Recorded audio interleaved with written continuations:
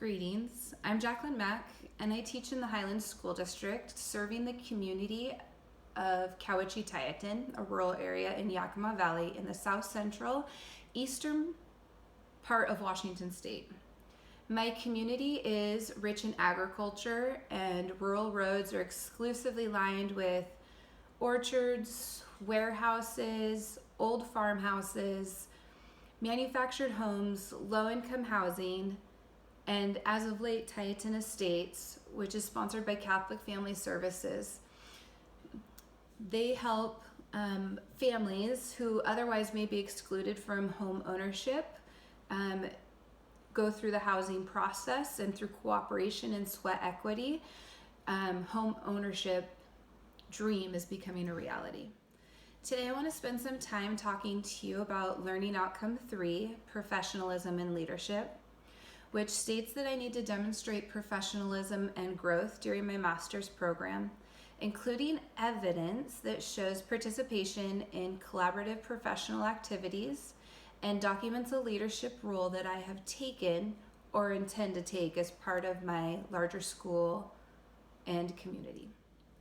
The reason I chose Learning Outcome 3 is this program is where I finally felt like I was being moved to be an even better educator, to rebrand who I am and my purpose for being an educator, and how to model for staff better teaching practices, how to build and connect with students, and build rapport with certified and classified staff, students, and administration.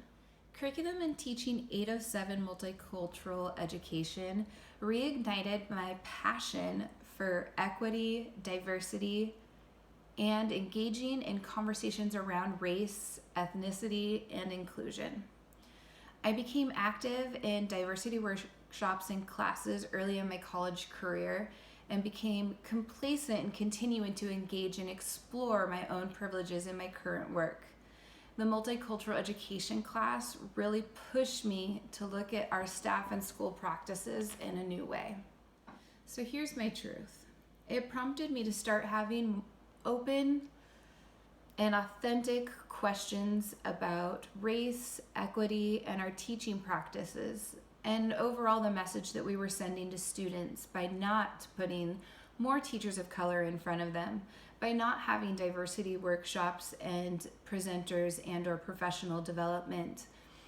White privilege author Robin DiAngelo was my first multicultural education professor, and I've stayed somewhat connected with her, and I've followed her career over the years. She agreed to come do a workshop for my staff, and the administrators passed, stating that they didn't think we were ready for that. This totally crushed my spirit.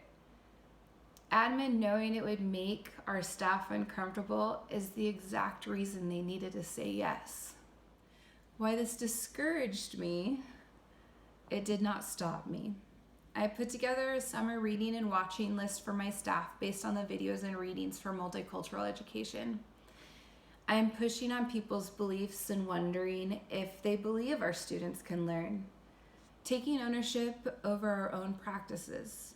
If the majority of my class did not meet the success criteria, that's not a student issue, it's a teacher issue. The reason I selected the artifacts that I did is that I was able to use my course learnings to take on a leadership role in my building, planning and implementing professional development for my staff. Prior to beginning my coursework, I was comfortable being a supportive member of a team, but not the leader of the team. I took on the responsibility of shadowing the learning coach, being a part of the Educational Service District 105 English Language Arts Fellows Program. I moved from team member to team leader in our PBIS, Positive Behavioral Interventions and Supports team. This opened the door to being able to lead the professional development for my staff as seen in the 2 of the 3 artifacts. Through my time in this program, I have moved from opinionated without support for my opinion and transitioned to being able to listen to hear instead of listening to respond, to acknowledging others' perspectives and piece of the truth, and then offering my perspective with evidence from my coursework This was most evident when conducting the professional development around serving students who qualify for special services, i.e. special education, migrant, English learners. In regards to my artifact where I presented accommodations and modifications training to my staff, in session 1, I could feel the stress. And while I was vulnerably presenting why I'm here, a colleague interrupted and accused me of being a bully and demanded apology from me. While this interrupted the session, my special education director, the one who's been encouraging me to rebrand myself, was able to eventually get this colleague to come to the table where we were able to build some social capital where none existed. This idea of social capital presented itself in the multicultural education class. And today we have slowly built social capital and have worked together in multiple capacity and on different teams together. I used the feedback on my artifacts, and if they align to the learning outcome, the single point method stressed me out as I have an F, which created anxiety. It wasn't until I had an extra Zoom session with Dr. White that I started to feel comfortable. I had these moments of panic, like I was completely off track. I was overwhelmed about the idea of not using an artifact for learning outcome 3 from my courses. Dr. White was able to calm my nerves and reassure me. He also pointed out that he had provided feedback in each of my artifacts, which was helpful, and especially in the editing process. While I didn't change too many of my artifacts as they were originally posted, I did change what learning outcome they were aligned after getting feedback. I have referred to my artifacts when reteaching during PBIS meetings, in MTSS meetings, so our multi-tiered system of supports meetings, and staff meetings. I have used my artifacts when reteaching students about our expectations and our core values. The great part about facilitating this particular set of artifacts or professional development is that it provided opportunities for parent feedback on PBIS and student involvement. The work with PBIS continued to evolve, and we got more parent feedback in the spring. More parents knew about PBIS and were able to name our core values than in the fall.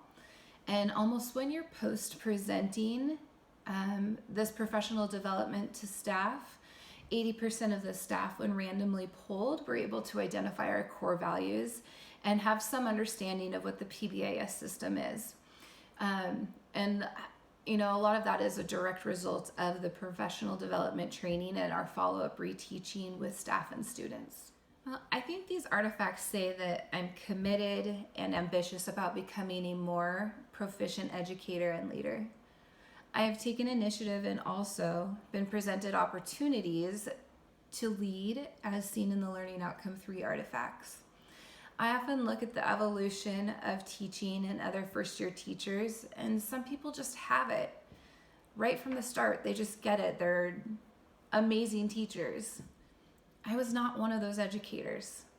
I looked for opportunities to observe, to have a learning coach come into my classroom, to do walkthroughs with my colleagues in my building and other buildings. I sought out professional development opportunities that were meaningful and beneficial to serving my students better. Learning Outcome 3 will continue to be present in my work as an educator in the classroom and in our upcoming work with collaboration in professional learning communities. Not only have I designed professional development for staff, I have also designed an ethnic studies class based on multicultural education class. I feel like I'm still at the tip of the iceberg in my process, and I have so much deeper to dive. It's hard to verbalize what I've learned throughout my coursework, as I feel I have absorbed and internalized so much and naturally adapted the learnings as another tool. It was such an organic process. The CNT 898 process was more challenging.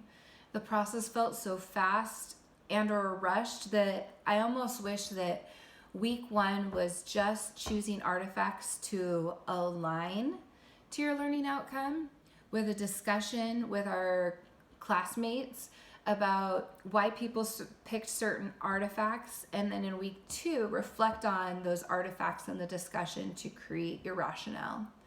Dr. White was extremely supportive throughout the process, which helped ease my anxiety a few times.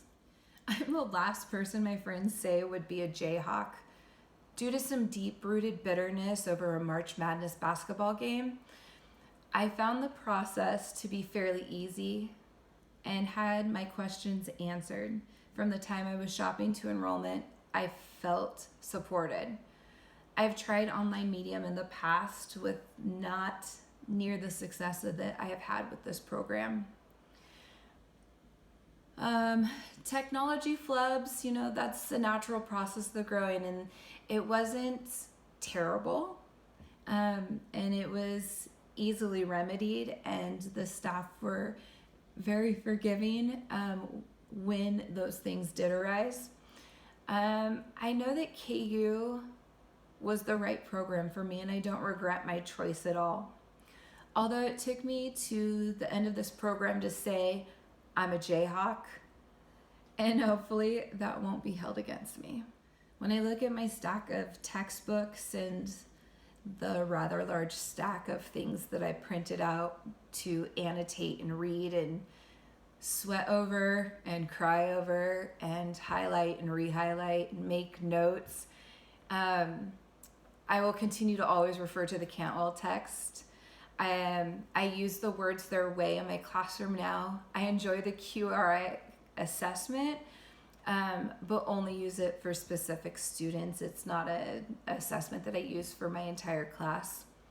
I wish there was a Multicultural Education 807 website that, as the class continues to change, alumni can have access to the new updated materials and videos, because that coursework it really helped me thrive, and it brought me back to life. I don't even know where to begin with theorists. I think if I really boil it down, it's definitely Dewey, Tyler, and Ferrer. They continue to influence me. I still have so much more deeper to explore when thinking about the work of Ferrer. I don't know the depth of the culture the way I should for the students I serve. I want to continue to gain a deeper understanding of the Latinx community. The words of Ferrer convicted me that I haven't done enough. I haven't had enough introspection to name where I've been the oppressor and how I interrupt that cycle and the messages that I hold about people who belong to the Latinx community. But I will. And I will continue to deepen my understanding by moving further out of my comfort zone. The progression of the course has helped me to realize that I want to continue to come alongside adults and help lead professional development and further develop other educators. When I started this program, I thought I was outgrowing my classroom, and now I realize what I was outgrowing was my current practices. And I wanted to move from what I consider now to be a shallow understanding to a more deeper understanding and a more concrete understanding. And I want to push on inequities in the system of education to create a positive change for the betterment of students. Each class brought me a new and deeper understanding. While the desire to be a teacher struck me early, the many paths that are life took me in different directions before I landed in a classroom. This program has just solidified to me that I'm where I'm supposed to be.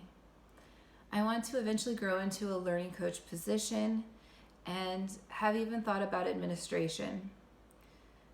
But that is still a future endeavor that has not come to full term. As long as I continue to work on responding differently and being a better teacher for my students and a dependable, knowledgeable colleague, I will continue to participate in this teaching craft. So I thank you for listening to my video presentation today and looking at my portfolio, and for considering me as a candidate for the Master in Science in Education and Curriculum and Teaching. Thank you.